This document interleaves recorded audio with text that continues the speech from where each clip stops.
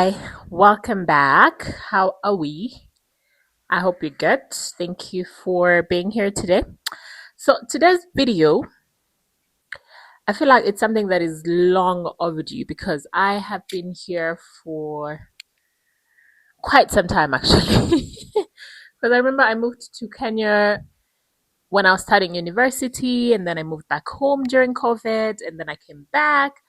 So, I feel like I've been here for ages and ages and ages. So this is long overdue. So today I just want to talk about my experience here, the things I like about Kenya, um, the culture shock, the differences, and the things I'm not gonna say hate, maybe not like very much because I appreciate. I know I'm very cognizant of how important it is to respect other people's differences and culture. So I'm not gonna say I hate them, but um, maybe I just like them a little bit less. So let's dive right in. First, the first thing I liked about living here was the independence. Whew. Growing up, I feel like girls, we had like a bit of strict, not even a bit of, like seriously, my dad, when it came to the girl child, like you get out of the gate in a car and then you are driven back inside. Boys would go out and play football, do whatever it is they want to do, meet their friends. But for the girls, it was a bit different. Even when you were given some bit of freedom, they still cuff you and a lot of expectations that come with that. So moving here for me felt like, oh, independence. Finally, I am a million years away. Sorry, a million miles away from my parents. And in the event that they wanted to visit, they can't just, you know, they would have to call me. I would have to prepare. I would have to do work. So when I moved here for university, it just kind of gave me that freedom of like, oh my God, I live alone. I don't have to answer to anybody. If I don't want to do dishes tonight and I want to do them in the morning, that is fine. I will do them in the morning. If I want to sleep in, that's okay. If I don't even go out, but if I want to go out with my friends, I will not worry about, oh, it's getting late. Oh, there's traffic. My dad is going to hound me with phone calls or texts. Nope. So that was the first thing I liked about here. And it also felt like home. Okay, excuse me, I'm doing this while I'm eating.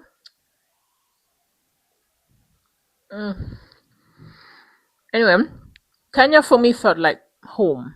I've never felt like a stranger here. I've never felt like I don't fit in. And contrary to maybe what people, the stereotype, quote unquote, that people know about Kenyans, like, oh my goodness, Kenyans are um, maybe like, what can I say? They are rough, they are this, you're not fit in. I didn't face that here. Most of my friends were Kenyan. I remember at uni, almost all my friends were Kenyans. And the first time I actually knew there's Ugandans in the school was during Cultural Week. And then I'm seated with my Kenyan friends, and I happened to see Ugandans perform the Kiganda, like Maganda dance. And I'm like, wait a minute, we have Ugandans here? Like, there's a whole Ugandan community I didn't even know about. So I felt um, very comfortable. I felt at home. I was deeply welcomed by the Kenyans here, so it genuinely felt like home, and the independence that came with that was just amazing. So yeah, the other thing I liked about or like about Kenya, and again, you never really appreciate something until you've traveled and maybe seen compared with other places, and you're like, okay, I really, really appreciate what we have. And I will say that as much as the governance here is not the best. I will not say it's the best. They have their faults and all of that, but the development that Kenya has, and not just Nairobi, because sometimes people limit that to Nairobi, but I feel like I've been to different places here, and I'll say the development is really good. The infrastructure, the roads, the road network, the like if you don't live outside Kenya, you may not get it, or if you've not actually moved, especially within other African countries, you may not really understand that. But for me, in Uganda, where I come from, when you compare Kenya and Uganda, you guys have like the best roads ever. The apartments, like the real estate, when it comes to the real estate field here, apartments are literally everywhere, and That also has its pros and cons, but my point being, there is a something for everybody. I can say, like, you'll find apartments for 100,000, you find apartments for 50K, you find apartments for 10,000. So they cater to basically every class. In Uganda, most of the apartments that exist are for the middle and upper classes, right? And they're insanely expensive. It's crazy. But here it's, everywhere the buildings are really good. But I just love it. Just know I love it. Your roads, I mean, you don't have to sit in traffic and turn off the ignition and even sleep. I mean, there's crazy traffic in Nairobi, but it's not as bad as Kampala. Oh, where you have to fight with the motorbikes, you have to fight with other cars, you have to. It's crazy. Just know I love it for you guys. The other thing I like is the convenience. When I talk about convenience, it means, well, I'm basically talking about every service. Like when it comes to the Uber, like transportation, when it comes to food delivery or online shopping in supermarkets like Carrefour or Naivers, different services and all of that. Like Kenya or Nairobi or Kenya in general, because again, I've lived or I've traveled to other places outside Nairobi, and trust me, the culture is quite similar. But the convenience here, like Uber is everywhere. Uber is affordable. Uber is accessible. Unlike Kampala, where you might request for an Uber and it will take like 30 minutes to get to you. And this is not like a remote area, but somewhere that is within the suburbs or Kampala metropolitan and all of that. So it's insane. And then the prices, let's just say a journey that would cost you about 500 Kenya shillings here would cost you roughly like 35,000 Uganda shillings, which is about 1,200 Kenya shillings thereabouts. So it's crazy. The food delivery is the same thing. Not a lot of places actually have online food delivery or even shopping. Like I can just sit at home and go on my phone and buy stuff from Carrefour and have them delivered here at my place. But in Uganda, yeah, let's just laugh for ourselves. Let's just laugh at ourselves.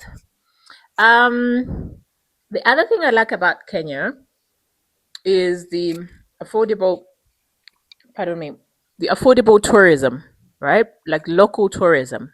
You guys have no idea how affordable it is to travel in Kenya and go to like different places. My goodness. I appreciated that very much because in Uganda, even just going to, let me say, you want to take a trip, maybe like a 2 days trip to Fort Porto or, the western part of Uganda that is very scenic, or just go to the north for the game parks and the, what are these things called?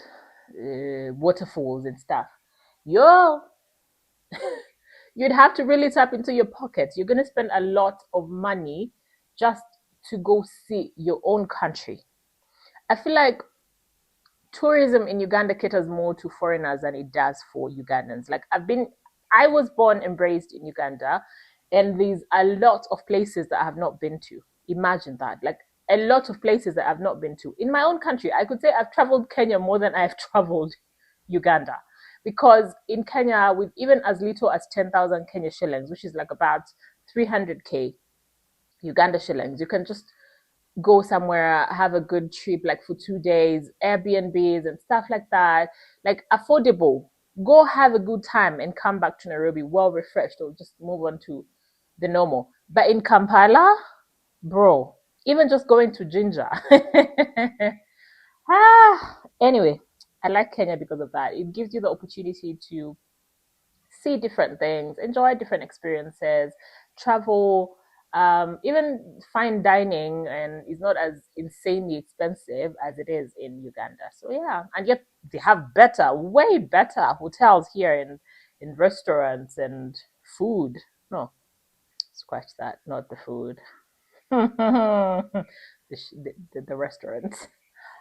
The next thing is Kenya is fast paced and it has a wider range of opportunities, which is not the same back home. Because I feel like Uganda is more traditional in the sense, or we have very conventional jobs, or maybe like one thing is being done by multitudes of people and they don't tap into other markets or other sources of income. I don't know if it's because Nairobi is a business hub in Africa. Maybe it could be. That is the reason. But I feel like here, when you live here, one, life is really fast. Life comes at you very fast. Before you blink, this, the next time that. In Uganda, it's a bit slow. Like we just take our time, we do our own thing. Even just speaking, the speaking, Uganda. If I don't know if you guys notice this, if you follow a couple of Ugandan creators on social media, if you compare them with Kenyans, you'll notice if I'm not saying it's everybody, but the biggest percentage, if someone is narrating something, if it's a Ugandan, you'll be like, okay, can we get to the point, please? Can you hurry up? And I found myself doing that when I'm listening to stories or something being told by a Ugandan creator on social media. Like I now don't have the patience anymore like I used to. Like what happened to my Ugandanness? I'm now behaving like Kenyans. Like please run through the story. Let's go. But Ugandans will be like, um, let me tell you guys. You know that the what and this and that happened, and meanwhile a Kenyan has spoken like a million words. If you, they've just gotten straight to the point. But anyway, that's besides the point. Fast paced also talks. Sorry, it comes within the lifestyle, the economy, but also the people themselves. Like people just walk so fast. People talk fast. People do everything fast. And like in Uganda, we just take our time. You know, we're snails. And again, back to the wider range of opportunities. I feel like Kenya is, they behave, or maybe the country itself is kind of similar to the Western world, which Uganda has not gotten to. There's a lot of non-traditional opportunities here, but in Uganda, things are conventional. And even if there's something that breaks out, it's everybody's doing the same thing. Like right now, everybody's a content creator, is an influencer, or is a marketing guru, you know. But here in Nairobi or in Kenya in general, there's a wide scope of things that somebody can do, you know. And then there's better chances and platforms of reinventing yourself many more times. Like if you decided, I don't want to do this anymore, I just want to wake up and now do this, you could very easily shift into that market. Okay, maybe easily is overselling it, but you could shift into that market and make something for yourself, and you know, get embraced and learn and grow. Oh god, there's just room to try so many things here, unlike back home. Like I've seen so many unique business ideas in Nairobi, and I'm like, wow, this reminds me of New York. But in Uganda, we're like, eh, eh. But anyway, yeah. Next, Kenyans are generally a brave population. By brave, I mean we Ugandans are we are mostly an unconfrontational people. We don't like confrontation. We we're comfortable with mediocrity. And I'm speaking this in the sense, or in the aspect of holding bad governance accountable. Kenyans could never, like they're just so brave. They just like you guys. I watch what Kenyans do, you know, taking to the streets, standing up to people in power, speaking truth to power, demanding things, doing civic education, doing that, doing this, doing like it just feels so good. And I'm like, I wish we could do the same back home, but we're just so comfortable. My goodness, we're so comfortable with mediocrity. We don't speak up. And yes, I will say that our leaders have been ruthless to an extent. Oh god, I hope this doesn't get me abducted and thrown into a drone or something. But anyway, um, our leaders have ruthlessly pushed us into submission. But also, I feel like we are very easily susceptible. Like we don't, we are, we are just so nonchalant, if that's the word.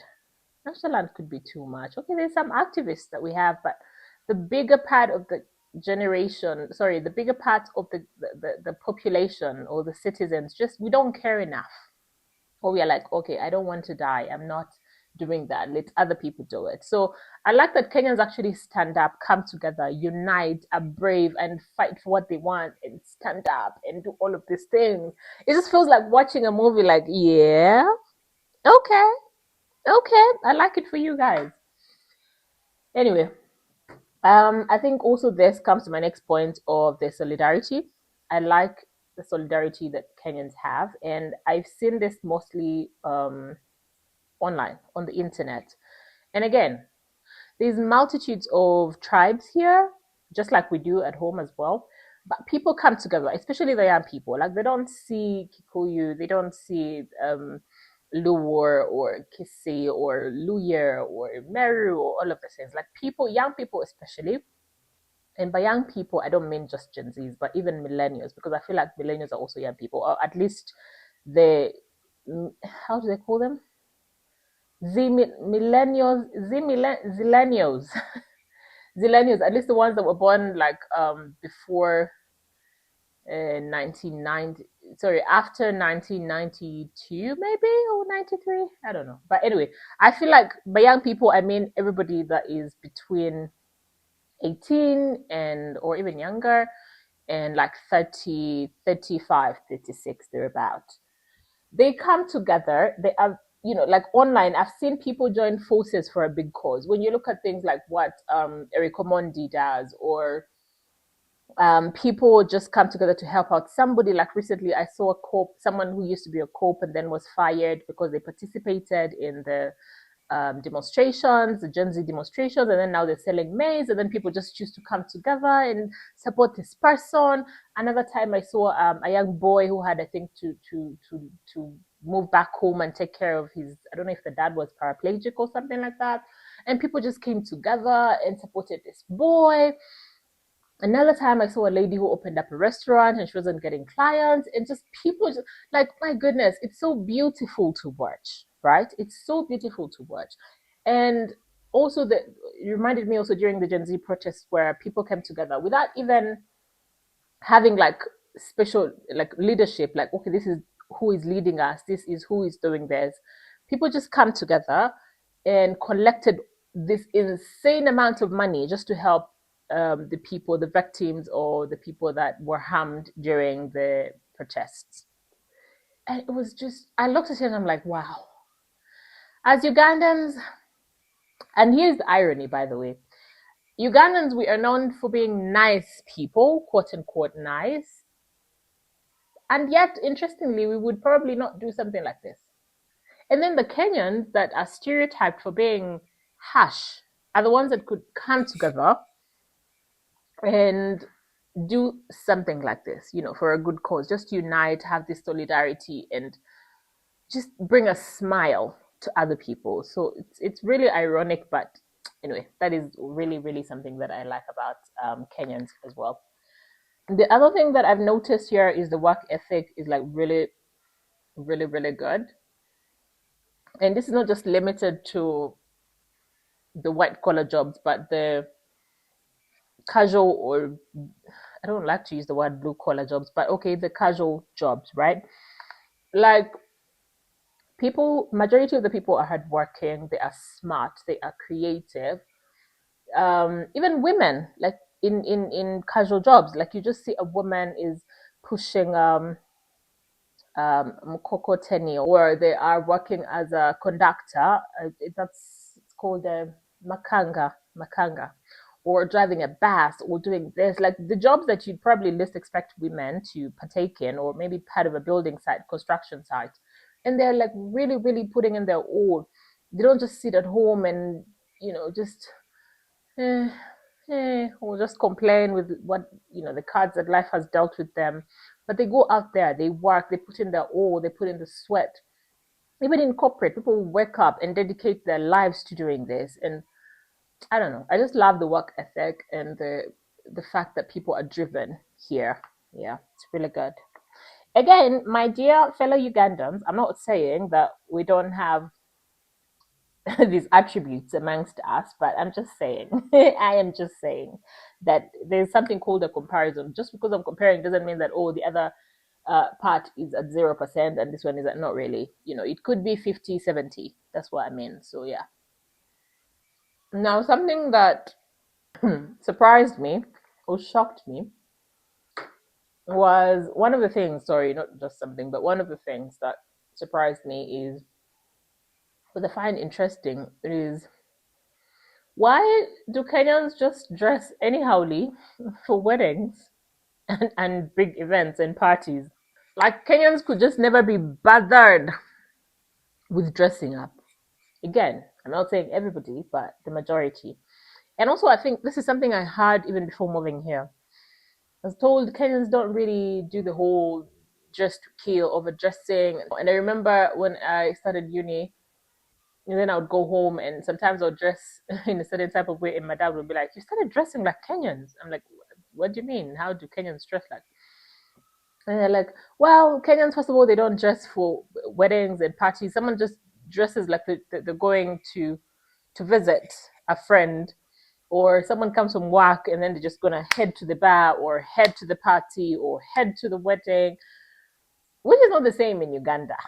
In Uganda, people dress to kill. Like, yeah, someone will come from work and first go home, take a shower, do the makeup for those that do the makeup, do the what, and then just put on the like, we just dress. We really dress to kill. I don't know who we intend to kill, but we dress to kill, which is not this.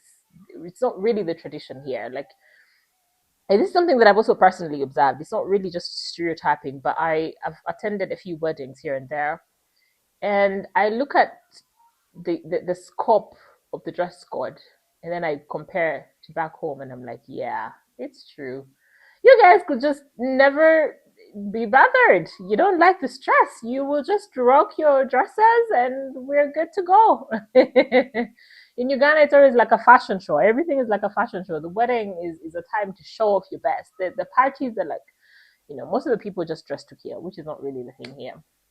But I also noticed when it comes to the decor and event planning space, I feel like Uganda still takes a lead on that. Like, I'm not saying there's not good event planners here. There's multitudes of them, and the decor. But Uganda still takes it. Like, when you just look at weddings, and both traditional and white weddings and parties in that happen in Uganda, Kampala specifically.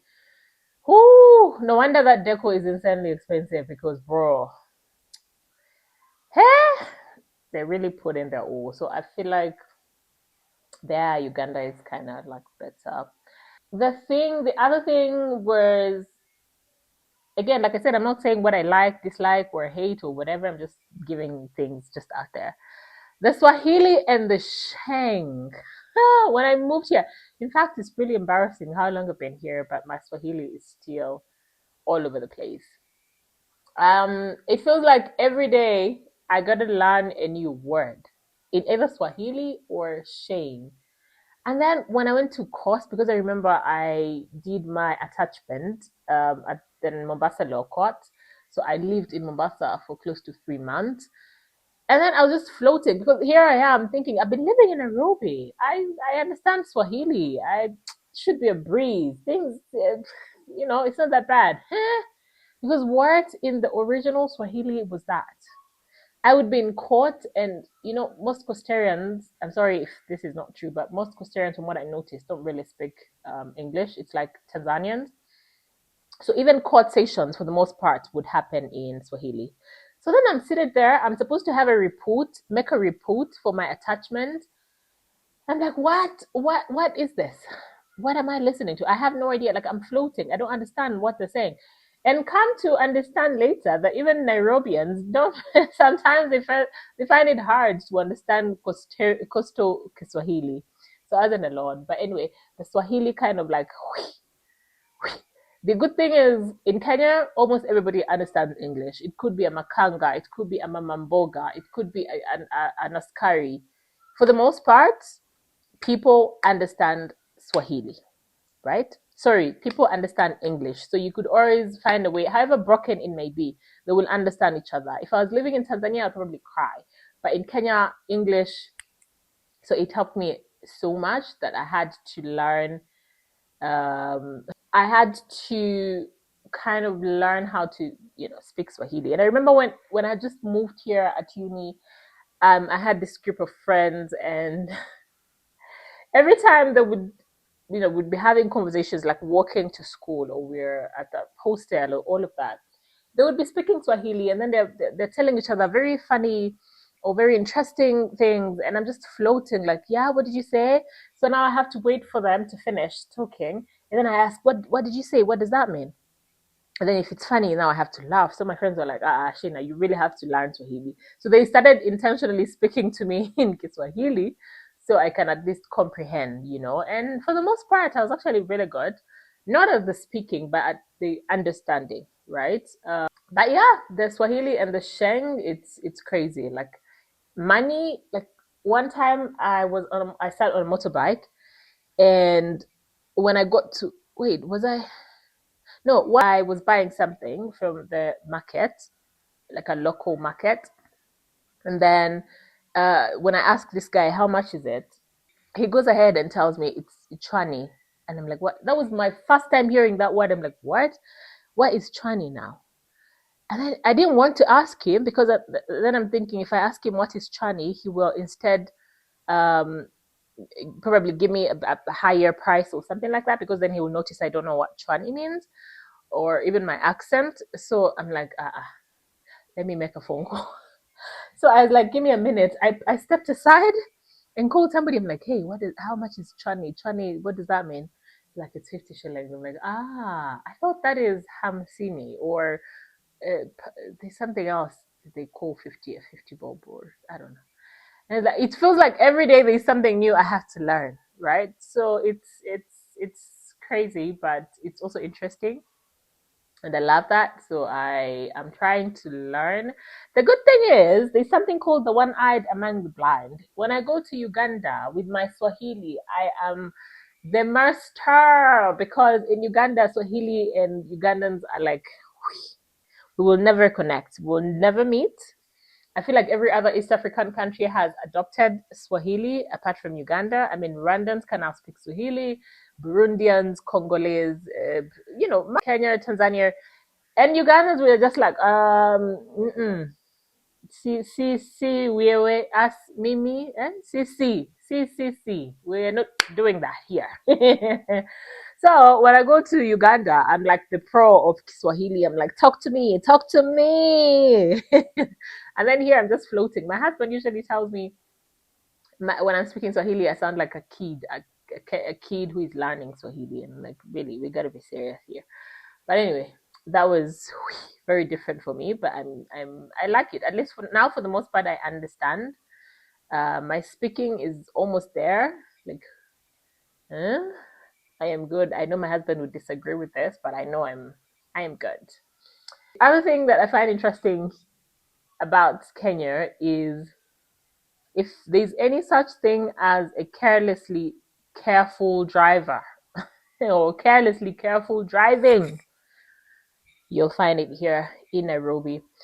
And I always say you can actually drive anywhere if you learn to drive on the streets of Nairobi. Honey. I feel like here you have to have like a certain type of cray to to survive on Nairobi streets, on Nairobi roads. Because everybody, even someone that owns a Benz, even somebody that owns a Range Rover, even somebody that owns like a really push car, they don't fear danger. They will just drive like the matatu people. They will just drive like crazy people. Like you're on the road, but you fight like, my goodness, hey, you just have to be carelessly careful. That if that even means anything. So Kenya is so messy, like in terms of driving. Like you don't drive like a princess or a sweetheart. Oh, I'm on the road. No, I got used to that now, so I feel like I can drive anywhere. I feel like Kenya is second to Lagos, or maybe Lagos is second to Kenya, whatever. But I feel like if you can drive in Lagos and you can drive in Nairobi, consider yourself the seniorest of the seniorest of the seniorest drivers. because it's crazy, my friend. Everybody is. It's like there's a matatu in every car. There's a matatu in a 6.5. There's a matatu in a Mercedes. There's a matatu in a Porsche. Everybody just drives like a matatu driver. Crazy business. Now, the other thing I find interesting is also something that I've seen on the internet is how most Kenyans were denying that they have an accent. I found that very, very interesting because I remember once it was a very heated conversation on X and on TikTok where someone was like, I just met somebody and they're like, you sound Kenyan. And I'm like, we don't have an accent. I'm like, girl, as much as you deny having an accent, Kenyans, you do have an accent, which is typical of, I feel like it's typical of every place, like either every country or something, because you'll even find even Americans have different accents depending on where they stay. Someone from Texas will not sound the same as someone from Pennsylvania, like, or even the British have different accents. Someone was raised in London may speak differently from somebody who was raised in Manchester or something like that. So Kenyans deny having accents, or most of them, but the truth is, you people actually have accents. And what's interesting is even before I moved here, I could tell a Kenyan accent because I had gone to school with some Kenyans. I had interacted with a few Kenyans here and there, even before I moved to Kenya, before I lived here. So I could hear somebody speak and tell that this is a Kenyan or your accent. You have and it doesn't matter that we have different tribes. It's like us in Uganda. We have multitudes of tribes. We have the Baganda, the Basoga, the Bagisu, the Banyankore, the Luos, the Sabinis, the Acholis, many, many tribes. But there will always just be something that, in your accent that can, tell that, okay, this person is Ugandan, right? Regardless of where you come from. So it's the same thing with Kenya, whether you're Kikuyu, whether you're Luo, whether you're what. If you step out of your country and I hear you speak, I might not know which tribe you come from, but I will tell that you're Kenyan, right? And I feel like it's normal. It's something we can easily tell, even for Ugandans, even for Tanzanians, even for South Africans. I feel like most countries, people have an accent. And if you travel, if you're well traveled, if you're well learned, you will actually notice some of these accents. So yeah, I find it interesting that Kenyans are always arguing that they don't have an accent, but trust me, we can tell. The other thing I can compare Uganda when it comes to the food, Kenya and Uganda, is Uganda has, I don't want to get in trouble for this, but the good thing is I've seen Kenyans admit that on X as well. Uganda has better food. I feel like we have a lot of options, and then also our food tastes different. I don't know if you've traveled, maybe you've been to, especially out of Africa, and then you test the food, and then you come home. It could even just be something as simple as a banana or a mango, and then you come back to Africa, and then you taste this thing, and you tell the difference, and you're like, there's a difference. So I feel like it's the same thing. I could eat a banana here and it tastes different from the banana I eat back in Uganda. The food options as well, we have like variety of food options. And that's why most of my Kenyan friends have they usually talk about the times they go to Uganda and then they're served a lot of food vis-a-vis here. Because in Uganda we have this thing, especially for restaurants, it could be the kibandaskis or, you know, we have this thing where most food outlets don't sell the food per se. Okay, I don't know if it will make sense. They sell the stew. What that means is whether you choose to have fish or you have meat or you have chicken or you have groundnuts or you have peas or beans or whatever, you will have all the foods that you're interested in. So you tell them, I want to have chicken, and then they'll ask you with what food. So then you say, do you have the rice? Do you have the matoke? Do you have the pumpkin? Do you have the wort? So they will give you all of these foods, and then it's the stew that is different. So most of the prices are according to the stew. I don't know if it makes sense, but yeah. I like here. You'd either have to eat rice and meat or wogali and something, or I don't know. So yeah, I feel like the food in Uganda is a bit better. I hope I don't get in trouble with this. I fear there's nothing I fear like being um, um, on the Kenyans' wrong side. I have seen it happen on social media, and I never ever want to find myself there. But yeah, food. Uganda has better food, also in terms of the taste, the cooking, the variety, even just things as simple as bread. Just the other day, I actually saw somebody tweeting. A Kenyan was like, "When you eat Ugandan bread, you realize that in Kenya, what we eat is something I don't know what he said, but he was a Kenyan, thankfully. Who, thankfully." And that's the truth. Bread in my country tastes quite different. I don't know why it is, but it tastes different compared to the one here in Kenya. So yeah, that is something I find Uganda does better. The other thing I wrote here was, I think I talked about this already, how Kenyans are actually friendly people, contrary to the stereotype that people, peddle out there, like, oh, Kenyans are not friendly, they're harsh, they're tough, they're rude, you know. And I feel like it's also because just for us Ugandans, we're raised to not be very confrontational. Like I said, we cover up and then we just pretend. So we're not really as nice. I wouldn't say that we're all as nice. Okay, yeah, we are a friendly bunch, but I feel like most of the times we're just pretending and covering up and just choosing to not, show their true colors. And I think that's why they think that Kenyans are aggressive, but they're just stern. Kenyans are just stern and real people, and I like that for them. I like that. I genuinely like that because I would like to deal with such a person over someone that pretends to be really good, but underneath all of that is a problem. Um, the other thing I compared my living here or engaging the life here vis-a-vis home is online businesses. The fact that, and this I love, love, love, love so much. Of course, there's some that don't do it, but the ones that do it, I love that people here, most of the people, when they advertise their services, their products, their goods, whatever, on the internet, they attach the prices. It's such a simple thing, but I like it. Ugandans, it's like you're just fighting with everybody. You see somebody has posted something really nice, either on TikTok or Facebook or X or whatever. And then when you go to the comment section, everybody's just in there singing to themselves, how much? How much? How much? How much? And this creator is just liking this post, so is just not responding, or is responding with send a DM or text me or whatever. Like, please, we do not have the time to just come to your inbox and start negotiating back and forth. Or sometimes you're not even going to respond.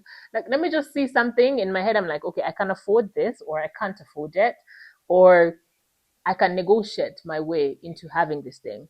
So I like the fact that most businesses in Kenya that advertise online or that sell online showcase their prices. I which is not the same in Uganda, and I hate it. So I never understand why people hide prices, and for certain things it's understandable because maybe it depends on a couple of factors that there may not be a standard fee. But if you're selling a bag, like seriously, a bag or shoes. What is so hard about saying this is how much this bag or this shoe costs? Like, seriously, Ugandans, please. For this next one, I gotta be a bit sensitive about it. I don't want to attract backlash, but living in Nairobi has kind of built my character in a way that you have to be sharp and on high alert when you live here. And I mean, don't get me wrong, because I feel like hustlers, scammers, wash people, con men, etc. are everywhere.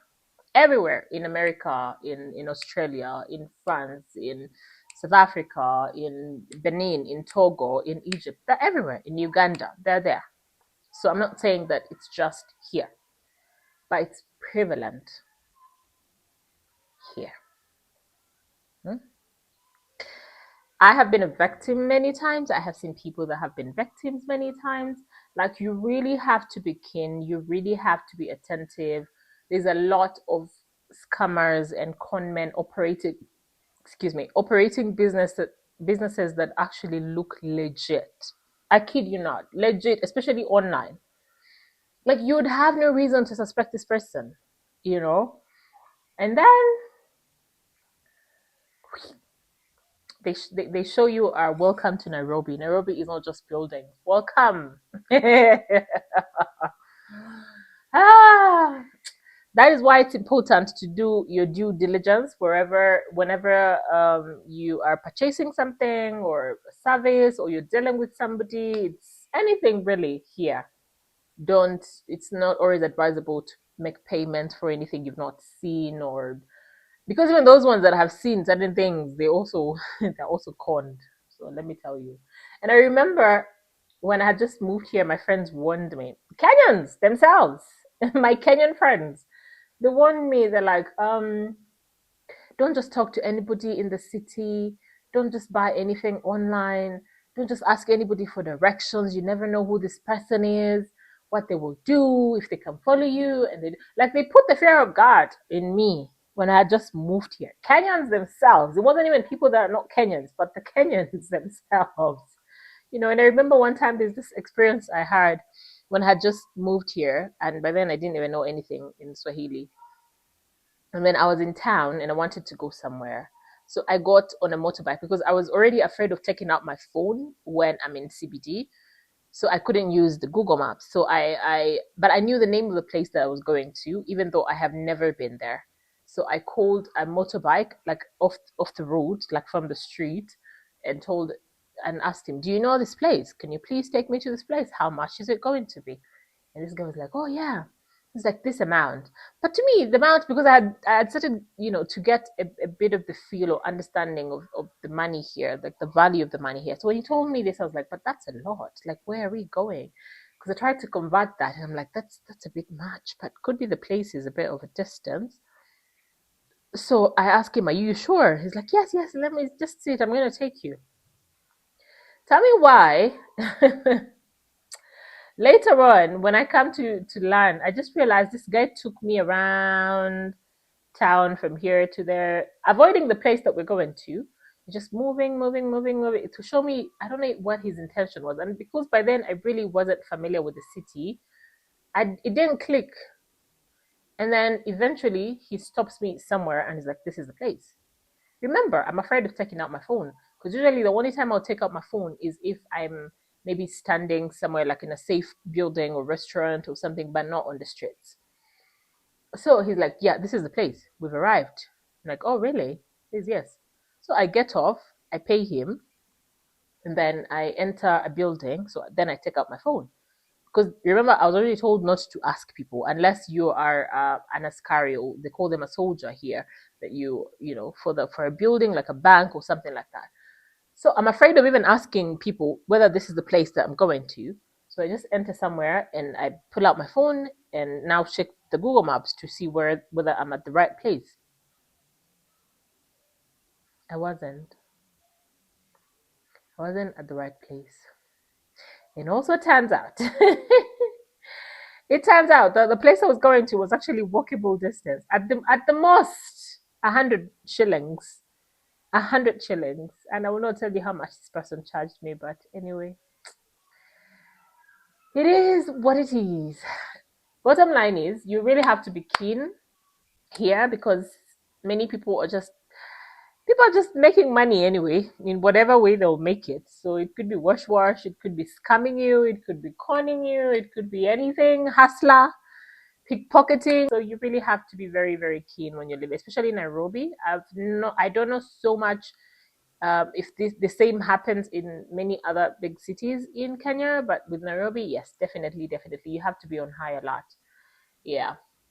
And not to say that we don't have such crooks in Uganda, because we do, we really do, but they're not as rampant, or maybe they're low key and they do it on the down low. And by the time a scammer takes your money in Uganda, in most cases, you've really seen it coming, or maybe you've just, I don't know, they've really hustled you very much. But the scammers here are very smart.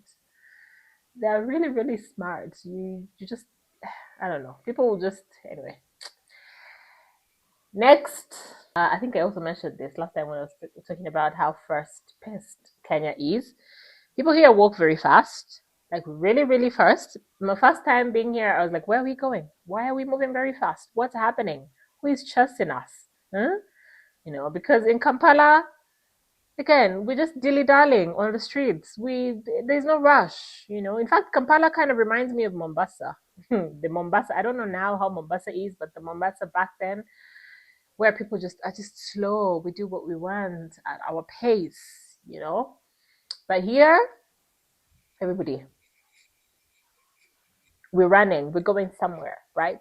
And right now, I don't know if it's because I've assimilated into the culture, because I can't tell anymore that people are moving very fast. It's become so normal to me that now it's not really as fast as it used to be. So I don't know if people have just slowed down a bit in Nairobi, or it's just me who has now also joined the fast bandwagon. Because also when I'm back home and I'm moving with either my friends or siblings or my family or whatever, they tell me I walk fast. I'm told I move fast, but I don't see it.